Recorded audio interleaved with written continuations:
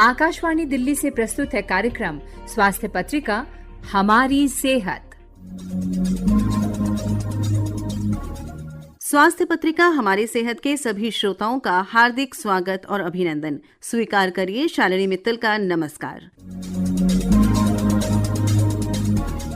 श्रोताओं, परीक्षा के दिनों में समय प्रबंधन, विश्राम, नींद, परिश्रम के अलावा तनाव और चिंता से निपटने के लिए एक संतुलित जीवन शैली और उचित पोषण का ध्यान रखना भी बेहद महत्वपूर्ण है। इसी पर केंद्रित है हमारी भेंटवार्ता, परीक्षा के दौरान जीवन शैली और पोषण का महत्व। जानकारी दे रही हैं लाइफस्टाइल कोच और gut health specialist Twinkle Kansal. भेंट करता है श्रुति गोयल। नमस्कार, आपका स्वागत है स्टूडियो में। आप हमें बताएंगे गट हेल्थ क्या है? गट हेल्थ आजकल हमने इसको बहुत ज़्यादा फैंसी बना लिया है। आपने देखा होगा कि कभी भी हमारे को कुछ स्ट्रेस होता है, कुछ भी परेशानी होती है, तो सबसे पहले हमारा पेट खराब होता है। तो ये जो पेट खराब होता है, पेट सिर्फ एक डाइजेशन का रोल नहीं करता है। पेट हमारा इम्यूनिटी को ठीक करता है, हमारा मूड को ठीक रखता है। हमारे सारे सिस्टम का एकमात्र जो रोल है हमारा पेट से ही शुरू होता है। सारी बीमारियां हमारी पेट से शुरू होती हैं और सारी बीमारियां हमारी पेट से ख़त्म हो सकती हैं। यही गट है। इसी को आप एक सिंपल भाषा में समझे तो ये हमारे बॉडी का एक फाउंडेशन है। क्या इसका नींद से भी जुड़ा हुआ होता है संबंध कुछ? तो पेट और नींद का एक बहुत डायरेक्ट कनेक्शन है कि जब हमारा पेट खराब हो जाता है तो हमारी नींद भी बहुत जल्दी खराब हो जाती है। और आजकल आप देखोगे कि जैसे अब बच्चों के एग्ज़ाम्स आ रहे हैं और एग्ज़ाम्स के दिनों में बच्चे बहुत ज़्यादा अपनी नींद को कॉम्प्रोमाइज़ कर लेते हैं। वो इम्पॉर्टेंट नहीं सोचते कि नींद हमारी इम्पॉर्टेंट है और उसको कॉम्प्रोमाइज़ करके आप सिर्फ 3 या 4 घंटे सोते हैं और वो भी सोने का टाइम भी गलत हो जाता है। उनका रात की जगह वो दिन में सोना शुरू हो जाते हैं। तो नींद और पेट का एक डायरेक्ट कनेक्शन है कि अगर आप नहीं सो पाओगे और वो भी टाइम से रात को नहीं सो पाओगे तो आपका पेट खराब हो जाएगा। आपके अंदर पेट में गट बैक्टीरिया होते हैं, जो अच्छे बैक्टीरिया भी होते हैं, बुरे बैक्टीरिया भी होते हैं। अगर आप रात को नहीं सो रहे तो मतलब आपके अंदर बुरे बैक्टीरिया ज़्यादा बनते जा रहे हैं और वही डिजीज़ का रीज़न बन जाते हैं। वही कभी कभी आजकल बच्चों में आप देखा होगा डायबिटीज़ शुरू हो गया, ब्लड प्रेशर की प्रॉब्लम शुरू हो गई है और उनको खांसी जुकाम जल्दी होने लग गया है। और ये स्ट्रेस के कारण बढ़ जाता है जब हम अपनी बॉडी पे ज़्यादा स्ट्रेस ले लेते हैं, ज़्यादा ओवरलोड ले लेते हैं। तो गट हेल्थ में खान पान और जीवन शैली का क्या महत्व है? खान पान हमारा जैसे हमारा ट्रेडिशनली इंडियन, हमारा जैसे हम देसी तरीके से खाना खाते थे, फ्रेश सब्जियां खाते थे, फ्रेश फ्रूट खाते थे, उन सब में गुड बैक्टीरिया रहता है। तो हमारे गट में जितना गुड बैक्टीरिया, अच्छा बैक्टीरिया रहेगा उतना ही हम तंदुरुस्त फील करेंगे, उतना ही हम फिट महसूस करेंगे, उतना ही हम खुश महसूस करेंगे। जो केमिकली प्रोसेस्ड है, फैक्ट्री में बनी गई हैं, वो चीज़ें हमारे पेट को ख़राब कर रही हैं। सबसे ज़्यादा जो ख़राब कर रही हैं, जो हमारे को खाना पैकेट में मिल रहा है या फिर शुगर से बना हुआ है, ये दोनों चीज़ें अगर हम अपनी जीवन शैली से निकाल देंगे तो आप देखेंगे कि आपका शरीर तंदुरुस्त भी फील करेगा और आपको थकावट भी जल्दी जल्दी महसूस नहीं होगी। गट हेल्थ के सिम्टम्स क्या सिर्फ पेट खराब होना और नींद ना आना है या कुछ और भी है? तो बहुत अच्छा सवाल पूछा है। ये बहुत लोगों को समझ नहीं आता कि गट हेल्थ का साइन क्या है कि हमारा गट ठीक है। लोगों को लगता है कि एक पेट दर्द होना ही गट खराब करने की निशानी है।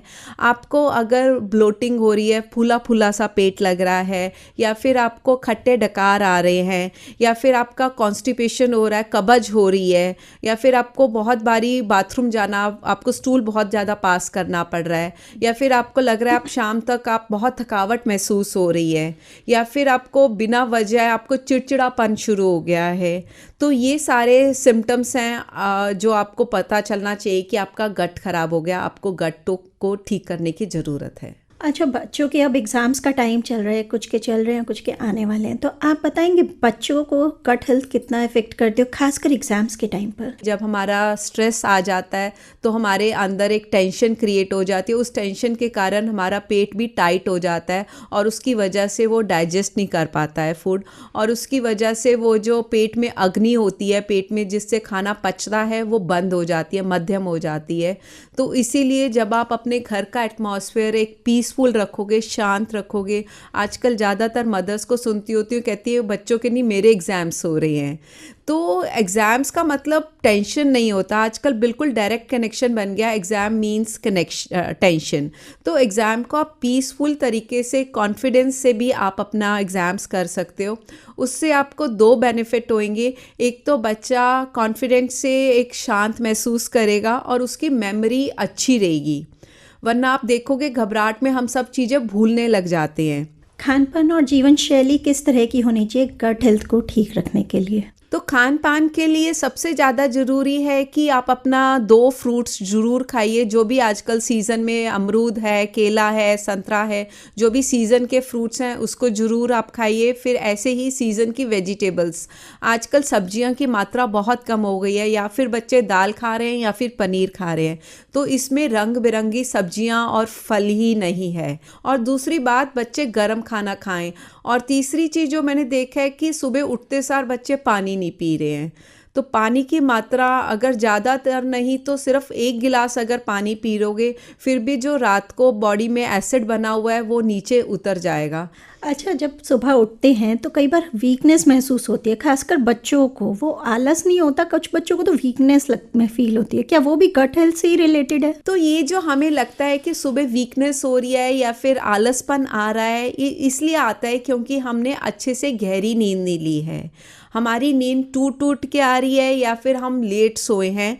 तो अगर हम अपना टाइम सर सोएंगे और गहरी नींद लेंगे तो बॉडी अपने आप आपको रिपेयर करेगी, आपके डाइजेशन को रिपेयर कर लेगी। क्या बच्चों के लिए सिर्फ खान पान और जीवन शैली से ही गट हेल्थ ठीक रखी जा सकती है, कुछ और भी ज़रूरत है, खासकर एग्जाम्स के टाइम पर? तो एग्ज़ाम्स के टाइम पे अगर वो अपना लाइफस्टाइल ठीक कर ले, टाइम सर सो ले, अच्छे से खाएं, अच्छे से पानी पिएं और फिर अपने आप पे कॉन्फिडेंस रखें और बार बार डाउट में मत जाएं और ये मत सोचें कि मैं भूल जाऊंगा, नेगेटिव थॉट्स आ रहे हैं। जब आप प्राणायाम करोगे तो आपका नर्वस सिस्टम काम डाउन हो जाएगा। जब आप काम डाउन हो जाओगे तो आप बहुत अच्छा परफॉर्म कर लोगे। और थोड़ी सी डीप ब्रीदिंग कर लो, इनहेल और एक्सहेल करोगे तो आप अपने आप को ज़्यादा कॉन्फिडेंट और ज़्यादा काम महसूस करोगे। बच्चों के साथ साथ एग्जाम्स के टाइम पर उनके पेरेंट्स या गार्जियंस भी टेंशन में आ जाते हैं। मैंने ज़्यादातर मदर को सुना है कि वो कहती है कि बच्चों का एग्ज़ाम नहीं, मेरा एग्ज़ाम हो रहा है। तो चिंता की एनर्जीज जब आप सारा टाइम घर में रखोगे ना तो वो चिंता आपके बच्चों में भी ट्रांसफ़र होएगी। जब आप घर पे हो तो थोड़ा सा टाइम आउट करो कि जब आप एग्ज़ाम्स की बात नहीं करो, एक बच्चे को एक प्यार वाला एटमॉस्फेयर दो जहाँ पे बच्चे से आराम से बातें करो, एग्ज़ाम्स को छोड़ के भी नॉर्मल चीज़ों को भी रूटीन में रखो और बच्चों को थोड़ा सा पार्क में भी जाने दो। बड़ों को भी खान पान और जीवन शैली के लिए कुछ करना चाहिए। जो बड़े हैं, बड़े अपना भी ऐसे ही ध्यान रखें, वो टेंशन अपनी जो टेंशन है बच्चों को मत पास करें और बच्चों के साथ विश्वास रखें कि आपके बच्चे बहुत अच्छा करेंगे और अपनी मेंटल स्थिति भी एक काम पीसफुल रखें, क्योंकि जितना आप स्ट्रेस में रहेंगे उतना ही बच्चों को करेंगे। तो ऐसे ही आप भी अपना खान पीन जो बच्चों को मैंने अभी आपको बताया कि फ्रेश फ्रूट सब्जियां खाइए, गर्म खाना खाइए, पानी पीजिए, टाइम से सोइए, तो ये सब की चीज़ खुद भी करेंगे तो जब आप अपना एक कॉन्फिडेंस से आप अपने बच्चों की ढाल बनेंगे, एक मजबूत एंकर बनेंगे, तो आप बच्चों को भी वही पास करेंगे। मैं आपसे पूछना चाहूँगी कि पेरेंट्स क्या खाएं और बच्चों को भी क्या खिलाएं? तो बच्चों को एक नट्स एंड सीड्स की बहुत ज़रूरत होती है। अलसी होती है, फ्लेक्स सीड्स होती है, वो ब्रेन फूड होता है। तो 1 चम्मच 1 टीस्पून उसको थोड़ा सा पीस के रख लीजिए और उसको चाहे दाल पे डाल दो, चाहे सलाद पे डाल दो, चाहे वैसे ही खिला दो। वो एक ब्रेन फूड है, वो बहुत हेल्प करता है। और साथ के साथ बच्चों को मूंगफली आ रही है, थोड़े से नट्स जरूर खिलाइए, पम्पकिन सीड्स, सनफ्लावर सीड्स आ रहे हैं, तो वो सब चीज़ों का सीड्स का मिक्सचर खाने से बच्चों की मेमोरी शार्प रहेगी। और एक हरी सब्जियां बहुत ज़रूरी हैं याददाश्त के लिए भी और बच्चों की ग्रोथ के लिए भी, मसल ग्रोथ के लिए भी, और उनकी अब प्यूबर्टी भी निकल रही है क्योंकि बच्चे ग्रो कर रहे हैं। तो हरी सब्जियां बहुत, जैसे पालक आ रहा है, मेथी आ रही है, धनिया, पुदीना, तो इन सब चीज़ों को आप रूटीन में यूज़ करें। और खाने में वैरायटी लाइए। आजकल गेहूँ हर तरह के आ रहे हैं, आटा भी आ रहा है, गेहूँ में ज्वार भी है, बाजरा भी है, तो गेहूँ को भी अल्टरनेट करके एक ही में सब कुछ मत घोल दो, पर अलग अलग तरह की रोटी बनाओ, कभी ज्वार की, रागी की, बाजरे की, तो मिक्स तरह के आप आटे देंगे तो हर चीज़ में अलग अलग विटामिन्स एंड मिनरल्स हैं, तो ये बच्चों को बहुत ज़्यादा हेल्प करेगा। और जितना हो सके उनको शुगर कम करिए। शुगर की क्रेविंग तो होती है जब हमारे गट में ज़्यादा बुरे बैक्टीरिया हो जाते हैं। शुगर की मात्रा को उसकी जगह ऑल्टरनेटिव आप कर सकते हो फ्रेश फ्रूट्स दें, और थोड़ा सा आप अपना उनको कशमिश, अंजीर या खजूर दे सकते हैं। तो ये alternative good source of sugar दीजिए इंस्टेड ऑफ वाइट शुगर। और 4 चीज़ों को ज़रूर अवॉइड करिए। 4 R बोलती होती हूँ, refined sugar, refined salt, refined flour and refined oil. इन चारों चीज़ों में बहुत ज़्यादा प्रिजर्वेटिव है, बहुत ज़्यादा केमिकल्स हैं जो पेट को जल्दी जल्दी ख़राब कर देते हैं, और हमें पता ही नहीं चलता कौन से नमकीन, कौन से बिस्किट, कौन से पैकेट फूड में ये सब कुछ डले हुए हैं। अच्छा, वैसे कहते हैं पेट खराब में जूस और नट्स अवॉइड करने चाहिए, और आप कह रहे हैं वही लेने चाहिए, तो किस फॉर्म में लें या इनका कुछ ऑल्टरनेटिव होना चाहिए? तो जूस इसलिए ख़राब करते हैं क्योंकि हम फ्रूट का जूस ले लेते हैं। अगर सफ़ेद पेठे का जूस लेते हैं वो ठंडा रहता है, वो पेट को ठीक रखेगा। और नट्स, हाँ बिल्कुल ही, अगर आपको लूज़ मोशन और बिल्कुल ही पेट ख़राब है तो मत लीजिए, बट अगर आपका पेट नॉर्मल है, ख़राब नहीं है, नॉर्मल है, तो आप अपने नट्स थोड़े बहुत ले सकते हैं, क्योंकि ये अच्छा है और दिमाग के लिए भी बहुत अच्छा रहता है। आप क्या मैसेज देना चाहेंगे शॉर्ट में, एक इम्पॉर्टेंट मैसेज गट हेल्थ से रिलेटेड? तो मैं सबसे ज़्यादा यही कहूँगी कि हमारे शरीर में भगवान ने बहुत अच्छी इंटेलिजेंस बनाई है। हम अपने आप ठीक हो सकते हैं बिना दवाइयों के, बिना बाहर भागे। बस हमें अपने आप से शांत बैठने की, अपने आप पीसफुल बैठने की और विश्वास के साथ बैठने की ज़रूरत है, और हम हर मुसीबत का सामना कर सकते हैं जब हम शांत रहेंगे। अनार बहुत अच्छा है गट हेल्थ के लिए, तो आधा कटोरी अनार खाइए। ट्विंकल जी, आपने इतनी ज़रूरी बातें बताई, तो उम्मीद करती हूँ बच्चों और अभिभावक दोनों को ही इससे बहुत फ़ायदा पहुँचेगा। और आपका बहुत बहुत धन्यवाद, आपने स्टूडियो में आई और हमें अपना टाइम दिया। परीक्षा के दौरान जीवन शैली और पोषण का महत्व, अभी आप इस विषय पर लाइफस्टाइल कोच और gut health specialist Twinkle Kansal से जानकारी प्राप्त कर रहे थे। भेंटकर्ता थीं श्रुति गोयल। आप सुन रहे हैं कार्यक्रम स्वास्थ्य पत्रिका हमारी सेहत।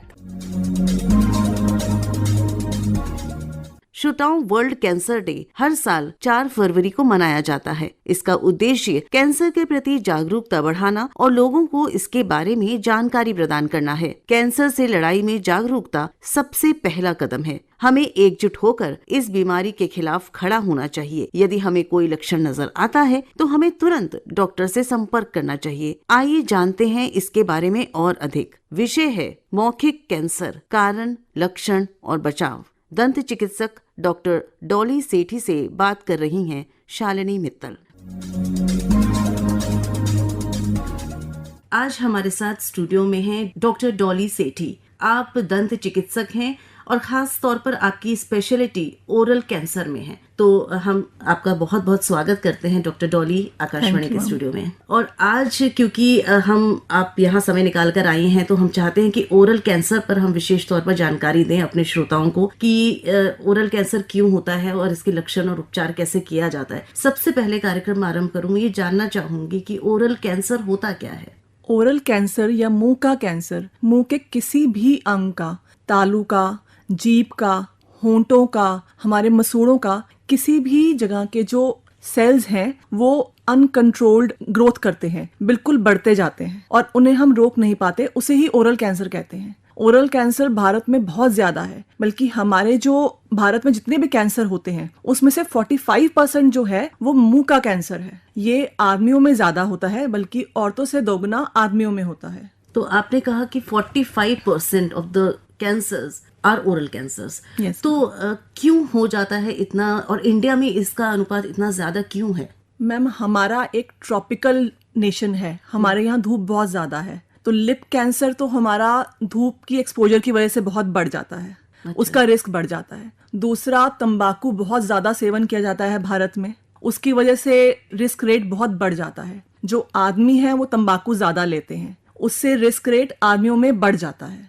शराब का सेवन हो, डाइट में कुछ कमी हो, ये सब रीजंस हैं जिसकी वजह से ओरल कैंसर होता है। हमारे देश में जो हमारे ओरल हाइजीन है उस पर इतना ध्यान नहीं दिया जाता। अगर किसी को कोई दांत चुभ रहा है कंटिन्यूअसली, अंदर कोई दिक्कत हो रही है, तो हम उसे टालते रहते हैं। उसकी वजह से जो इसका डेथ रेट है और ओरल कैंसर होने के चांसेस हैं वो बढ़ जाते हैं। तो आपने बताया ओरल हाइजीन सही नहीं होना, साथ ही ट्रॉपिकल क्लाइमेट होना, और तीसरा आपने बताया तंबाकू का सेवन। और तंबाकू का सेवन एक बहुत बड़ा कारण बनता है हमारे यहाँ ओरल कैंसर का। मैम बिल्कुल ठीक कह रहे हैं आप। 80% लोग जो ओरल कैंसर की शिकायत लेकर आते हैं वो तंबाकू का सेवन कर रहे होते हैं। 70% लोग जो शिकायत लेकर आते हैं वो हैवी ड्रिंकर्स होते हैं, शराब का सेवन करते हैं। तंबाकू का सेवन करने से इसकी रिस्क फैक्टर बहुत बढ़ जाता है ओरल कैंसर का, और अगर आप साथ में शराब का सेवन भी करते हैं तो ये रिस्क फैक्टर डबल हो जाता है। तो हम बचाव की बात बाद में करेंगे डॉक्टर साहब, पहले हम ये जरूर जानना चाहेंगे कि ओरल कैंसर के जो पेशेंट आपके पास आते हैं तो वो किन लक्षणों के साथ आते हैं? मैम आमतौर पर जो पेशेंट आते हैं वह नहीं जानते कि उनको कोई दिक्कत है। उनको किसी चीज की आदत पड़ चुकी होती है, वो नहीं बता पाते कि उनको कोई दिक्कत हो रही है। तो हम जनरल चेकअप में ही देखते हैं कि हाँ ये कुछ अलग है, इसका टेस्ट करवाइए, बायोप्सी करवाइए, तो कुछ देखेंगे कि क्या दिक्कत है। लेकिन कई बार पेशेंट आते हैं जिनका कोई अल्सर है, वो दवा दारू करने के बावजूद, दवाइयाँ लेने के बावजूद ठीक नहीं हो रहा है काफी महीनों से। ये बहुत बड़ा रीजन है, ये बहुत बड़ा लक्षण है। कोई दांत है जो आपको काट रहा है गाल पर गांठ बन रही है, पुरानी गांठ है, आपको दर्द नहीं है, वो भी ओरल कैंसर का एक लक्षण हो सकता है। मुंह में कोई सफेद दाग है, कोई लाल दाग है, कहीं पर दर्द है, आपको खाना चबाने में दिक्कत हो रही है, खाना निगलने में दिक्कत है, ये सब लक्षण है ओरल कैंसर के। तो डॉक्टर साहब जैसे हम अक्सर सुनते हैं, जब हम कैंसर की बात करते हैं तो हम कहते हैं कि ये एक स्टेजेस में होता है, और शुरू की जब स्टेज होती है तो पता भी नहीं चलता है। तो ऐसा ही कुछ क्या मौखिक कैंसर के साथ भी होता है? मैम ऐसा ही होता है मौखिक कैंसर के साथ। जैसे मैंने आपको बताया, काफी लोगों को नहीं पता होता कि उनको ओरल कैंसर है। वो सिर्फ एक दांत के दर्द की दिक्कत लेकर आते हैं, और वो बाद में हम जानते हैं कि इसके नीचे सिस्ट या गांठ बनी हुई है जो कैंसर का रूप भी ले सकती है। तो इसके भी ऐसे ही स्टेजेस होती हैं? जी हाँ मैम। शुरू की स्टेजेस में अगर ये पकड़ में आ जाता है तो 80% चांस है कि आप पूरे ठीक हो जाएंगे। लेकिन 20 से 30% केसेस ऐसे होते हैं जो बहुत लेट पकड़ में आते हैं। तो उन केसेस में जो हमारा प्रोग्नोसिस है, जो हमारा आगे चलकर इलाज का असर है, वो कम हो जाता है। ओरल कैंसर में ये जानना बहुत जरूरी है कि स्टेज के अलावा ये कैंसर हुआ कहाँ है। ओरल कैंसर अगर होंठ पे हुआ है तो आपका इलाज बहुत अच्छा हो सकता है, बिल्कुल संभव है, ओरल कैंसर पूरी तरह ठीक हो सकता है। लेकिन अगर जीभ में हुआ है तो उसका जो इलाज है वो देर तक चलेगा और उसमें दिक्कत होगी, और उसके चांसेस प्रोग्नोसिस कम होते हैं। तो बहुत सारी चीजें आपने बताई, और मुंह में कई जगहों पे ये कैंसर हो सकता है। तो ये डायग्नोसिस करना सबसे इम्पोर्टेंट हो जाता है, किस जगह का कैंसर है मुंह में भी। तो ये डायग्नोसिस की जो प्रक्रिया है वो क्या होती है, कौन से टेस्ट किए जाते हैं, किस तरह पहचान की जाती है ट्रीटमेंट करने से पहले? मैम इसमें सबसे पहले चेकअप ही है। आप हर 6 महीने में दंत चिकित्सक के पास जाकर, डेंटिस्ट के पास जाकर चेकअप करवाएं, ताकि अगर कुछ भी चीज छोटी सी भी है तो वो पकड़ में आ जाए। अगर डेंटिस्ट को लगता है कि कोई दिक्कत है, कोई गांठ उभर रही है, कहीं मुंह खोलने में दिक्कत हो रही है, कहीं कोई निशान बन रहा है सफेद या लाल, या कोई छाला है ऐसे जो ठीक नहीं हो रहा, तो बायोप्सी होती है। बायोप्सी से ही ये क्लियर होता है। उसके अलावा और भी इमेजिंग टेस्ट हैं जिनसे ये क्लियर होता है कि कैंसर है या नहीं है और किस स्टेज पर है। उसके बाद ही इलाज हम प्रारंभ कर सकते हैं। तो इलाज क्या होता है बेसिकली? जैसे पकड़ में आ गया कि इस स्टेज का कैंसर है, इस जगह पर ये कैंसर है, तो किस तरह से आप ट्रीटमेंट मॉड्यूल तय करते हैं? मैम जैसे कि मैंने पहले भी कहा, ओरल कैंसर का ट्रीटमेंट डिपेंड करता है बेसिकली कि कैंसर किस जगह पर है। तालू के कैंसर का ट्रीटमेंट और प्रोग्नोसिस अलग चलेगा, जीभ का कैंसर है तो उसका अलग चलेगा, और कितना आपको हिस्सा उसका इन्वॉल्व करना है मुंह का। इसमें सबसे मेजर जो है वो है ट्रीटमेंट सर्जरी। हम वो हिस्सा हटा देते हैं जिसमें दिक्कत हो रही हो। इसके साथ साथ कितना हिस्सा हटाना है, कितने पे कैंसर दिख रहा है और कितना हमने बढ़ना है। कुछ लोगों की पूरी तालू की हड्डी काट दी जाती है, किसी की पूरा नीचे का जबड़ा काटना पड़ता है, किसी के छोटे से हिस्से में काटने से ही वहीं रुक जाता है कैंसर। इसके अलावा कीमोथेरेपी, रेडियोथेरेपी और टारगेट ट्रीटमेंट जो है वो हम साथ में कर सकते हैं। जैसे बाकी कैंसर्स का ट्रीटमेंट होता है लगभग उसी तरह से इसका ट्रीटमेंट किया जाता है। तो कौन सा मुंह का कैंसर ऐसा है जो बहुत ज्यादा पाया जाता है? मैम स्क्वेमस सेल कार्सिनोमा एक ऐसा कैंसर है जो सबसे ज्यादा पाया जाता है। हमारे मुंह की जो लाइनिंग होती है मोस्टली स्क्वेमस सेल से, चौकोर सेल से बनी हुई है। यही सेल्स हैं जो सबसे ज्यादा ग्रो करते हैं। इन्हीं पे जो स्मोकलेस टबैको या स्मोक वाला टबैको सिगरेट्स, उनका असर, अल्कोहल का असर सबसे ज्यादा होता है। तो अगर कहीं कोई चुभ रहा है दांत या कुछ, तो वो उसी पे सबसे ज्यादा असर डालेगा। तो आपने बताया कि सर्जरी, कीमोथेरेपी और रेडिएशन ये डिसाइड करता है डॉक्टर देखने के बाद स्थिति। तो क्या अगर एक बार पेशेंट ठीक हो जाता है, उसका कैंसर पकड़ में आके एक बार वो रिवाइव कर जाता है, तो क्या इसके चांसेस हैं कि वो दोबारा हो सकता है? जी हाँ मैम, हर कैंसर की तरह ये भी दोबारा हो सकता है। हम जब एक कैंसर का ट्रीटमेंट करते हैं तो हम 5 ईयर सर्वाइवल रेट लेके चलते हैं कि 5 साल तक ये कैंसर कितने लोगों को दोबारा हुआ और नहीं हुआ। हम जब एक ट्रीटमेंट करते हैं तो हम एक 5 साल का लेके चलते हैं। आपको कंटिन्यूअसली अपना ध्यान रखना पड़ेगा। आपको जिस वजह से कैंसर हुआ है, टबैको, अल्कोहल, धूप, वायरस, खान पान, इन सब का ध्यान रखना पड़ेगा ताकि आगे ये रिवाइव ना हो, कैंसर सेल्स दोबारा ग्रो करना शुरू ना करें। यानी रेगुलर चेकअप बहुत बिल्कुल मैम, बहुत जरूरी है, बहुत जरूरी होता है। तो आपने बताया कि रेगुलर चेकअप के साथ ऐसा मतलब हो ही ना, ये सबसे अच्छी चीज है कि कोई बीमारी हो ना, इससे अच्छी तो कोई बात नहीं हो सकती। तो हम बात करना चाहेंगे कि इसका बचाव कैसे हो कि ये बीमारी हो ना। तो आपने शुरू में बात की थी कि खान पान भी इसमें बहुत मैटर करता है कि क्या आप खा रहे हैं, क्या आपका लाइफस्टाइल है।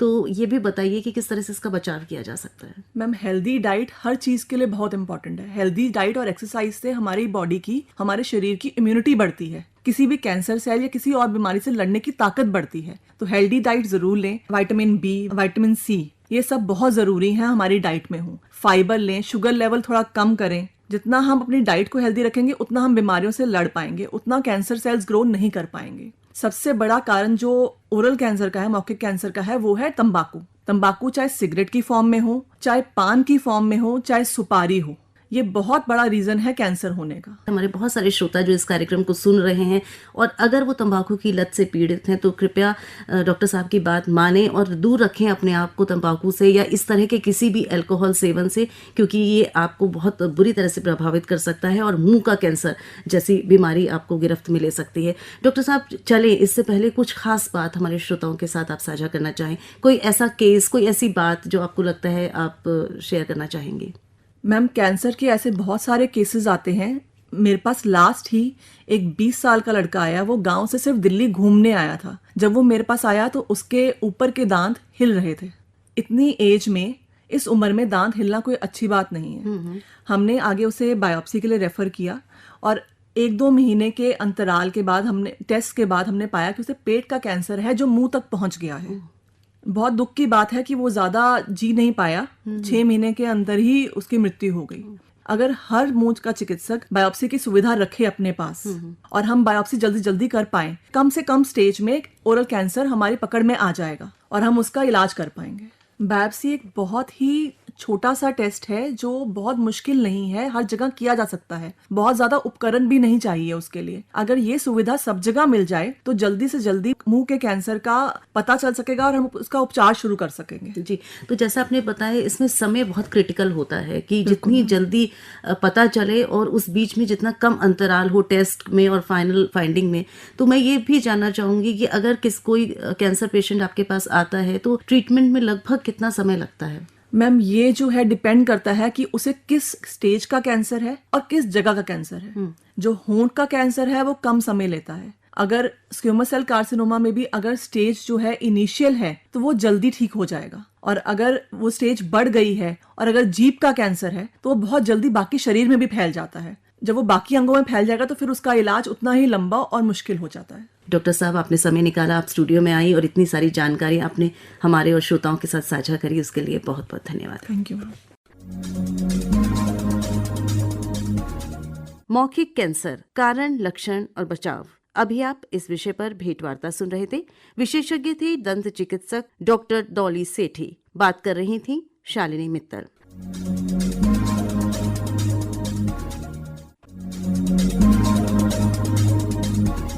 इसी के साथ आज की स्वास्थ्य पत्रिका हमारी सेहत अब यहीं संपन्न होती है। फिर मिलेंगे अगली बार। तब तक के लिए स्वीकार करिए हमारा नमस्कार। अभी आप आकाशवाणी दिल्ली से सुन रहे थे कार्यक्रम स्वास्थ्य पत्रिका हमारी सेहत। कार्यक्रम की प्रस्तुतकर्ता थी शालिनी मित्तल।